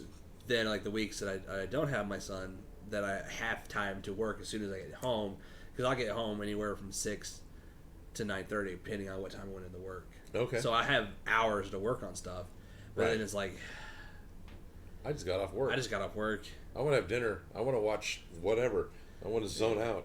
Yeah, there's a point there's a week I took off, which I shouldn't have done, but I binged The Boys. That'd be nice. Off Amazon. I need to watch that still. Oh, it's so good. That's what I'm hearing. It's so good. I binged that, and luckily I was it was one of those things I could watch that and sand on a 3D print. Yeah, there you go. So mind numbing. Okay, it's good. Keep watching, but it's so hard just to go home and be like, I need to work now because I just got done working 10 hours on jewelry. Right. Now I got 6 hours of sanding 3D prints to do. Shit. I binged. So this is going back to the 90s again, so there's no streaming services. Basically wanted to do a group costume with some other people, and I was supposed to be a variation of Chewbacca. So I needed a Wookiee suit. And there was no way I was going to go out and try and buy long-haired fabric from the fabric store because we all know that's a heating nightmare. Yeah. So what I ended up doing was making a full jumpsuit, basically looking at a gorilla suit pattern, reverse engineered that out of football jersey, right? So something lightweight that it can breathe. And then I took a carpet looming tool and hair extensions, the cheap hair extensions from King's Wig, and tied those on about every square inch to inch and a quarter, and just like a checker pattern. Just so the sewing happened in hours or minutes, whatever, and I think it was all of the Liz Taylor Cleopatra, 4 seasons of X-Files, plus something else, and I was finally done tying hair to cover the whole suit. But it worked really well. So it had the back zipper. At the time, my hair was long, so I got extensions that were about the same. So I just let my hair down and fine, that's my head. All right. And when the either with walking or when I was outside and the wind would blow, because the hair wasn't as thick as the fabric hair, and then the mesh, the wind would blow through the costume and it would actually cool me down. That's nice. It was great. Yeah. Probably a lot better than yak hair. Which probably a lot better than yak hair. What the Wookiee suits are made out of. Yeah, exactly. Or yeah. at least the original ones were made out of yak hair. Right, they were. Yak hair is, no, it's probably still just about as flammable as whatever the extensions are. Yeah, hair is flammable. Hair is flammable. Yes, it is. Yeah, 10-year-old me knows that. I get reminded of that every once in a while when I have my torch on my bench hung up because I'm doing something and I reach to grab something and I'm like, oh shit, I just burned all the hair off my arm again. Again, right. Like, oh yeah, that stuff melts. Yeah. It was like they're like, what smells like burnt popcorn? It's like, no, it's my hair. Don't worry about it. Man. With being a jeweler, you burn yourself more. Oh, I'm sure. Than anything. What? Working with hot metal? Really? Yeah. Shop tip, kids. Sharp things cut, hot things burn. Yeah. You know, fire hot. Fire hot. Well, beer good. Especially when you got a torch that runs about 1,400 degrees. Right. Because you got to get like. So I work with silver, gold, and platinum. You got to get these metals up to almost their melting point to get the solder or the weld to connect. Yeah, that makes sense. You know, because when you're otherwise it's just gonna pop off, right? Yeah. Yeah. Okay. Because like say if I'm sizing a ring up or down, like sizing it down, I'll cut a piece out. I will bend the ring back together, clean it up where it's flush. Then I'll take a piece of carotid solder and hit the ring with some flux, so the flux helps the metal heat up faster. Put the solder on there, then hit with my torch. So I'm bringing the ring up to temperature, because since the solder is like a cadmium-free carotid solder, has a bunch of different stuff in there that will melt at a lower temperature than gold will. Okay. You get it up to the point where the solder just flows into the seam. Then you make sure the solder's visible around the whole thing. Okay. Pulling it up from down, melting it down from the top, would be the bottom of the ring, but the bottom of the ring is actually up right now. So okay. you would get the solder to melt, then you would turn it upside down and you would draw up the solder on the inside of the ring, so it has a full connected seam, so it doesn't crack back apart. Then that's when you would go in and clean it up. Okay. So also, don't pick up hot rings. Or anything else hot. Even grinding on something with friction, that's going to make it hot. Yeah. Polishing rings. That warms up. That warms up pretty fast. Yeah, that's the whole friction thing again. Yeah, Science 101. You rub two things together, it's going to create heat. Yeah. Trying to cough. Trying to cough. Start drinking alcohol. Now every maker has a beginning, has something that drew them into what it is that they do. Right. That got them into making or writing or whatever. Right. Because I noticed you do a whole lot of stuff. What was it that kicked it off for you? Family is the best way to put it. I grew up with a love for costumes, and I grew up with a huge fascination for Godzilla. And I knew even as a kid, those are models. That's a railroad train. He's kicking around models, but it looks fun. I know what it is. I don't care. Yeah. My dad was an inventor and a designer. He would drive off in the morning and then come back with a truck full of pipe. And by the end of the weekend, he'd have a modified midget racer. He bent and welded and built the whole thing himself over the weekend, so he could go out and go race with his friends. So that's kind of what I grew up with. Although being, I don't want to learn metal. That's what my dad did. I'm going to be different, and I've got a lot of regret there. There's still time to learn how to weld. Oh, there is. So that was, I had grown up with the idea of we can make something from nothing, and I love the monster movies, the Rubber Monsters, Tom Savini's book Bizarro. I read that till it fell apart. Then I had him autograph it. He laughed. So it was the horror movies, and I did a lot of really bad special effects type makeup where it was just like slip cast and nothing was ever colored right. And then what really was the turning point for getting into foam and a life with context event was actually community college. I took a college on puppet making, and Nice. the teacher brings out a 5-gallon bucket of barge, and then a Ooh, huge sheet of foam. That sounds expensive. Oh, I'm sure it was, but I'm sure she got a teacher discount, and this was the 80s. Late 80s. Nowadays, a gallon of barge is $80. Yeah. That's why I'm using weldwood. Nothing against barge, but I can go to Ace Hardware and get weldwood for $35 for a gallon. I'm sticking with barge. Yeah, no, you should stick with barge. I'm sure if I get around to splurging on the barge, all right, I'm not going to Well, look back I would either. suggest if you're going to use HD foam, you use some barge. All right. Because it's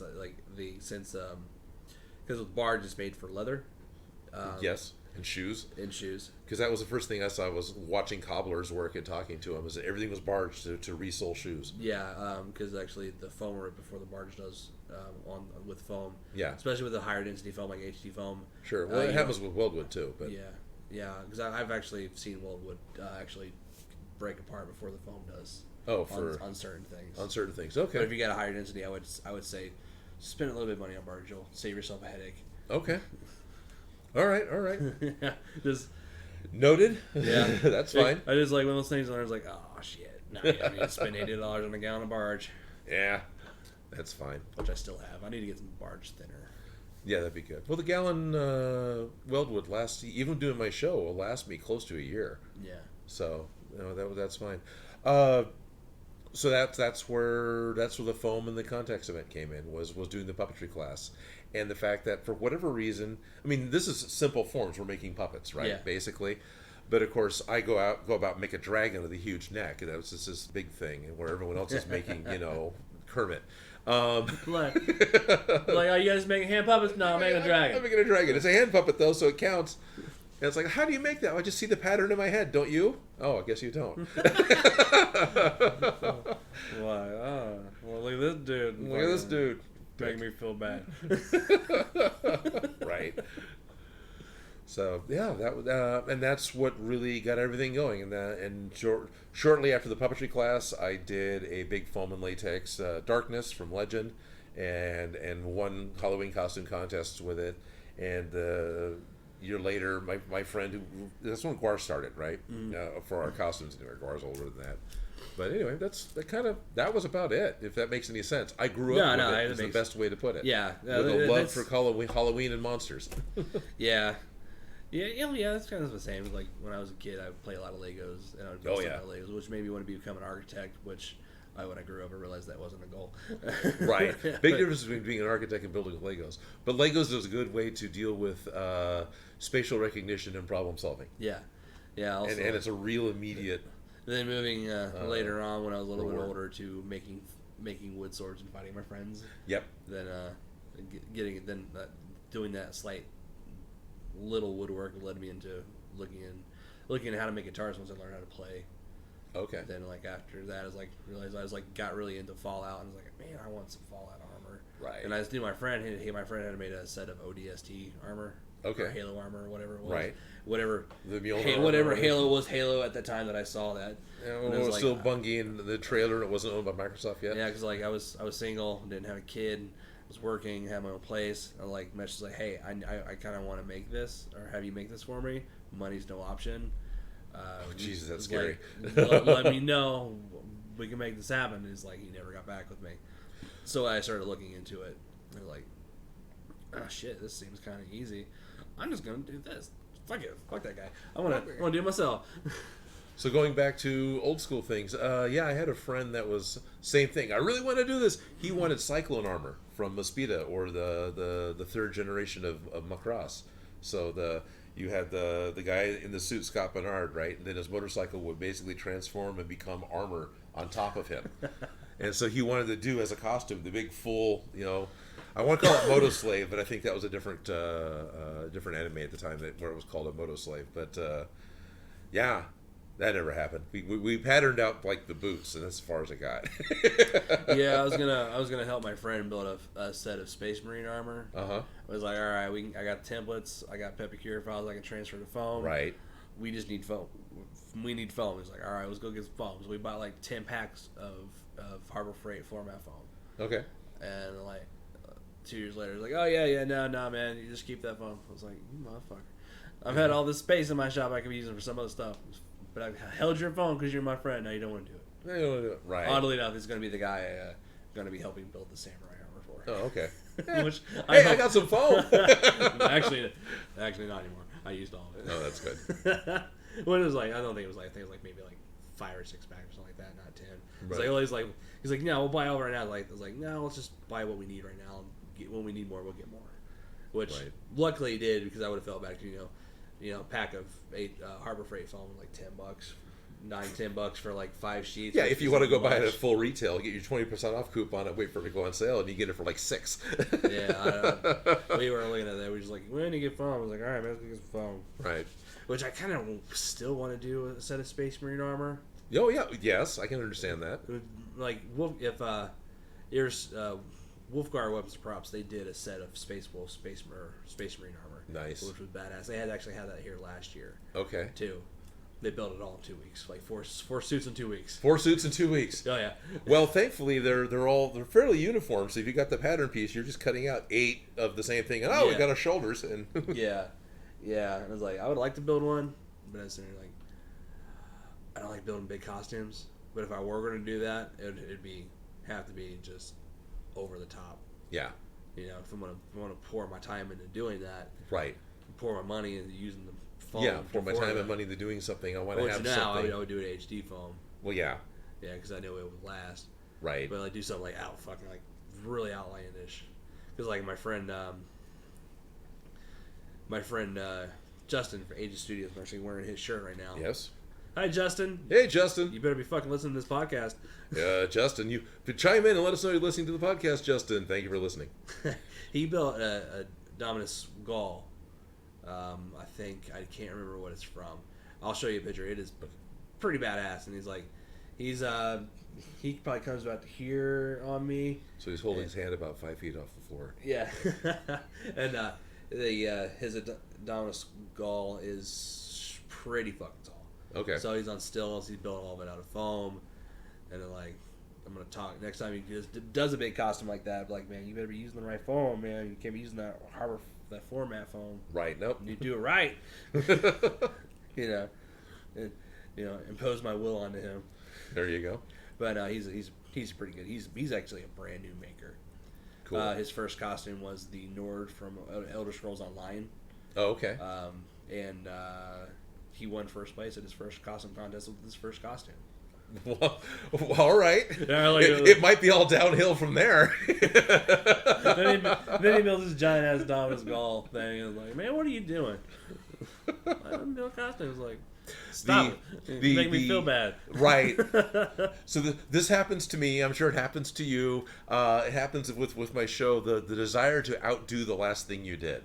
And to do that consistently, because your friend kind of sounds like he was doing a little. That's a freaking curse. And there's got to be a point where it's like, no, this is going to be fine. Yeah, I'm just going to watch him, man. It's like, he keeps showing him go build. I'm like, man, you need to scale it down a little bit, to work on some techniques first, man. Yeah, it would help. Because that's what I want to do something big and cool, but then like realize like that's probably not a good idea. Right. Because like I can do all this stuff if I wanted to. Because like I gather knowledge like there's no fucking tomorrow. Sure. Because like usually I'm at work, if I'm not listening to a podcast, I'm watching maker videos. Right. Or listening to maker videos. Sure. Yeah, it's just gathering knowledge. I've been doing it since I started making stuff. Because like that's like when I was I used to be I am still a luthier. I can fix musical instruments. Nice. Mainly guitars. Still, that's a major skill. That's not. I when I was doing that, I was learning all that when I was in high school. All my teachers were like, "Man, why are you wasting time with this?" I'm like, no, fuck, just shut up. Yeah, all right. But my geometry teacher, she gave me a lot of shit about it. Also, I really did not like her, and she knew it. Oh, okay. So she gave you shit about trying to be a luthier? Yeah. Whatever. Yeah, I don't know. It's not like musical instruments are going away. Yeah, right. Ever. Because I was working at a music store when I was in high school, repairing guitars. So I needed to know everything I needed to know to fix guitars, from electric guitars, classical to acoustics. So like I accumulated all this knowledge, which I still know all of this knowledge, that I can quit my job tomorrow, go work in a music store, and be fixing guitars all day long, which is fine. But I like accumulating knowledge, which is a good thing. Cause it is. It also makes you become one of those people everybody goes to. It does. And then the other thing that I've always seen was how interestingly things will relate to each other. Mm-hmm. So yeah, which is pretty cool because there's a lot there's actually some techniques when you're building guitars that you could use for jewelry work. Yeah, some of the same tools, and it's like that's pretty cool. So I've just been noticing different techniques for different things, like we were talking about earlier. It's been all the stuff that I know starting to come into play of all the stuff I can do now, which is fantastic. Right. Which helps, Also, watching everybody's build videos, I'm gathering new techniques and tricks and everything. Now I'm like putting that into my techniques. Like my friend Eric from Corkit Creations, he's done does a really badass graphite technique with his Wonder Woman swords. Right. And like has a video on what different colors you can get different effects from the graphite, like from gloss black to flat black. Fatback. Right. Welcome to Fatback Studios. Yeah. Never mind, you don't want to know. No, from gloss black to flat black, you get a different effect with graphite. Yeah. But you get a completely different effect from gloss white to flat white. So you get the graphite reacts differently. Right. But I've been doing like a medium from like a medium gloss black for my graphite techniques from like my 10 mil that I had earlier that I showed you, right? Or to my Vindicator that I had last night. Okay. I've been looking at these techniques and trying them out, and like then figuring out like, well, this is graphite. This is gonna rub off because my 10 mil I didn't seal it, so it's been rubbing off in my holster. Yeah. But my Vindicator I needed to be sealed, so I was like figuring out what can I use. I tried some different clear coats. Like, well, this makes it look like shit. Right. Then I remembered like, hey, I was watching a tested video about 6 months ago, where Adam Savage was working on some Blade Runner blasters, snub-nosed Blade Runner blasters, and they used all-clad chromes, and they wanted to seal it, and they're like all-clad aqua gloss works perfectly, because any kind of chrome paint you put all-clad aqua gloss on or over, it doesn't dull it at all. That's amazing. And it's like, I can use that for graphite. I'm going to try that out, and I did, and it worked perfectly. Okay. I was like, yeah. I got to remember this stuff. Yeah. So the one thing I can be, if I'm allowed to be slightly jealous of new makers, is the frickin' internet. Growing up, right, I had the library. I had Ask People. I had Starlog magazine and Cinefex magazine, and that was about it. No, I get it, man. I still remember having to go to the library and fucking going through those little cards. Oh yeah, go through the little cards, exactly. Yeah, like find the file desk for G to I. You pull that out. There's 300 cards. You got to go through every one and try to find the book you're looking for. You finally find it. It's like, oh, it's on microfiche, and you go to the machine and doing the thing, and yeah. And then you finally get to it, and the guy glosses over how he did it anyway. You don't really learn anything. Yeah, and nowadays the kids like, what's a library? Yeah, pretty much. It's like the internet, but it's an actual space. Yeah, it's like it's the hardback version of the internet. Pretty much. You don't think about it. That's exactly what that is. That's fucking fantastic. You know what? It works when the power's off. Shit. Yeah, I kind of feel bad, like, because my son's gonna be growing up in this technological advanced age. It's just going to be growing more and more as he gets older. Right. And I'm going to be like, I remember when I had a dial on my phone. Yeah, I remember my phone was attached to the wall. Yeah, I do too. Yeah. Like from attached to the wall to it's cordless. Right. Yeah, this is amazing. I'm out on the street and I'm still on the phone. Like, what the fuck is a cell phone? Right. I got my first cell phone when I was like a freshman in high school. There you go. Yeah. Kids nowadays, both my nieces, they're like 9 and 10. Yep. Or 8 and 10 or whatever. Yep. And like they fucking have cell phones and tablets. I'm like, what the fuck? Yeah, exactly. And like, how many phone numbers did you used to have memorized? Yeah, I was in the upwards of 30 or 40 different phone numbers. I had like 20 at one point. And how many do you have memorized now? Yeah, my wife's. Well, hopefully you don't have my wife's memorized. No, you never know. I don't. I memorized my mom's, which it's really stupid simple because of how the keypad. No, I get it. I remember things from patterns and symbols. Yeah, simple patterns. Like I know my mother's by heart. I still remember my ex-fiance's. I know my son's mom's. Okay. Because it's similar to my ex-fiance's. Don't, yeah. You recorded that. You're posting this. I didn't have anything to do with that. My soon-to-be ex-wife does not listen to my podcast. I can tell you that, Well, right? fair, all right. But that was a little bit of discussion when I started wanting to do this podcast when we were still together. All right. She's like, "You want to spend how much money to do what now?" Do what now? And how? Yeah. I was like, "How much money do I spend on you all the fuck time?" That was just it. It was just concerned of you're spending less on me. There's only so much of the money coming in. Yeah, right. And if you're spending it on some sort of man cave thing. Yeah. No, fuck it. Like I think I remember like 3 or 4 numbers at most. Right. Like I don't even I just pull on my phone like I need to talk to that person. Exactly. Or like one of those weird things you can do with Facebook. If like people are dumb enough to put their numbers on Facebook, you go through your friends list and you can pull them up and their fucking phone number's right there. Oh, okay. I had to teach that to one of my mother's friends' children because some random ass dude gave her a call one day. He's like, "Hey, you're this person from Facebook." She's like, "Who the fuck are you?" Who the fuck are you? Yeah. I was like, "Hey, check this out. You see that? That's you, right? Yeah, you need to take that shit off there." All right. You know, some random ass old man calling you when you're fucking 17. Right. Yeah, it was fucking sketch as fuck. That is sketches. Yeah. Yeah.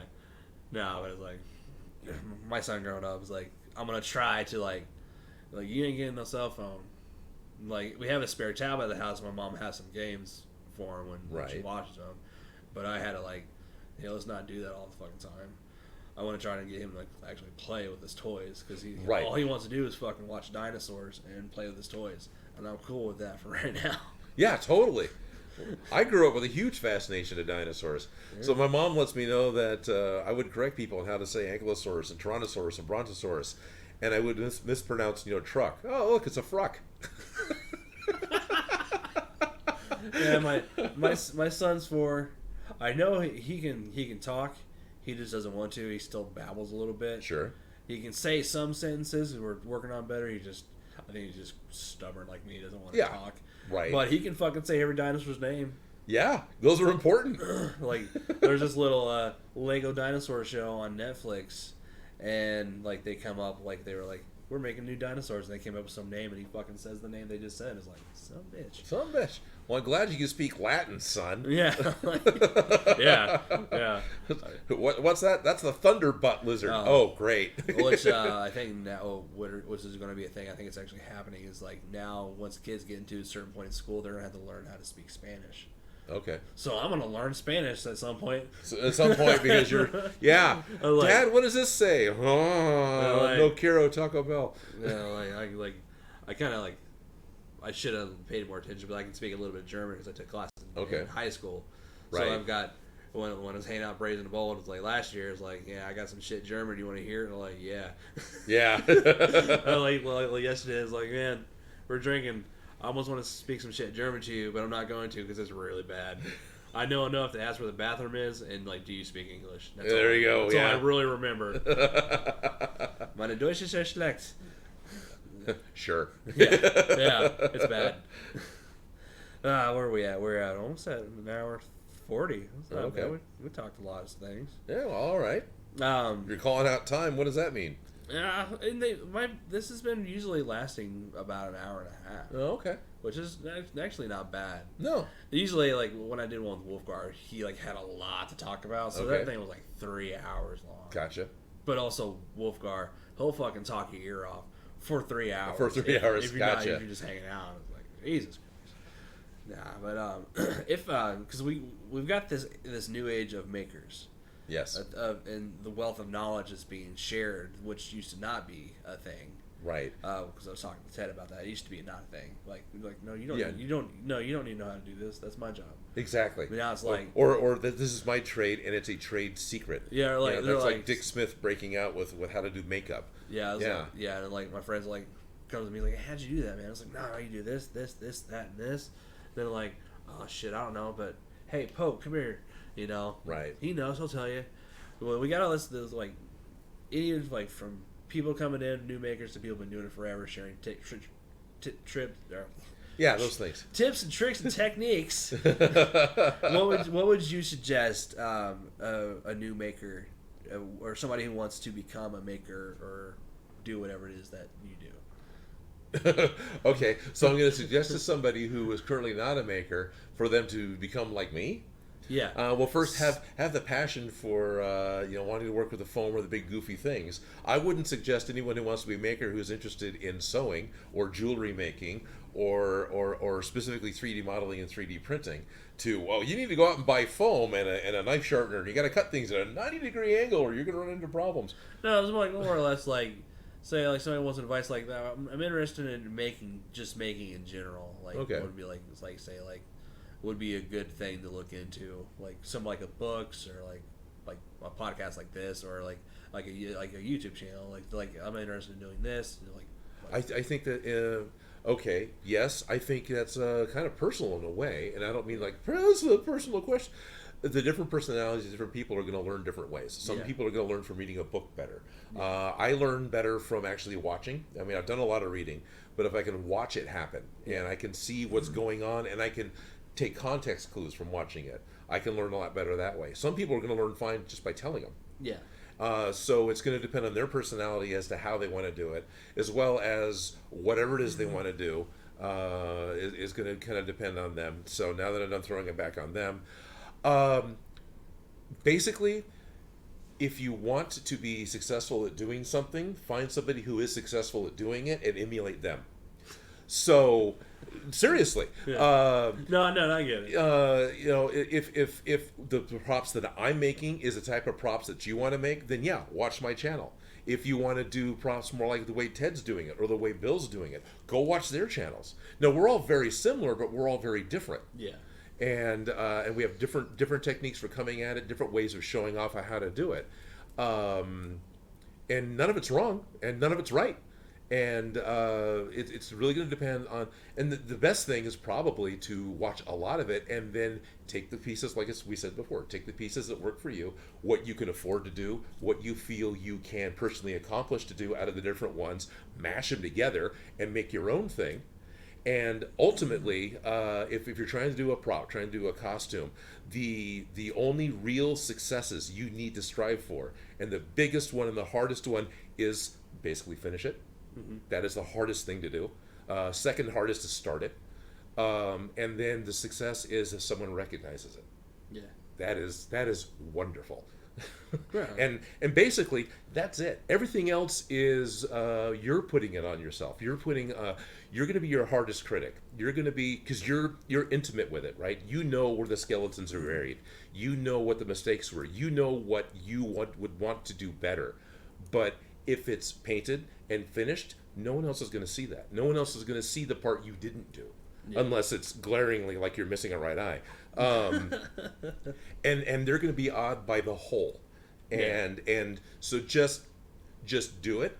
Just relax about it a little bit, and know that if you're going to be wearing it to a con, okay, one, it's going to break, and two, you can make improvements and fix it for the next con, and you can build on what you're doing.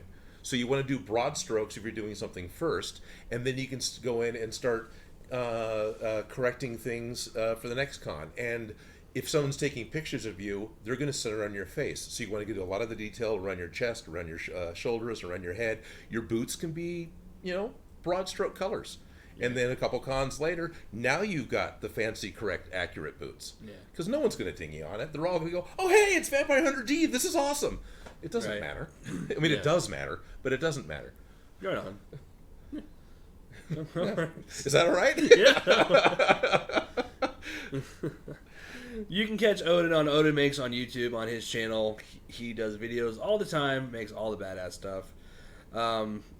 This is the second episode at Dragon Con. Hopefully I can get some more in. I hope you can, because this was a lot of fun. Yeah, well, hopefully the audio on this one sounds a lot better than the last one, because I know the last one probably going to sound like dog shit. If you need to come back and re-record this, you better bring drinks. I got brought rum right here. All right. All right, guys. Thank you so much for this episode of the Origin Maker podcast. I will be back next time with a new guest, and I hope you guys enjoyed, and I will catch you next time. Talk to you guys later. And that is how Odin records podcasts. And this is how Odin records podcasts. Take it easy, guys.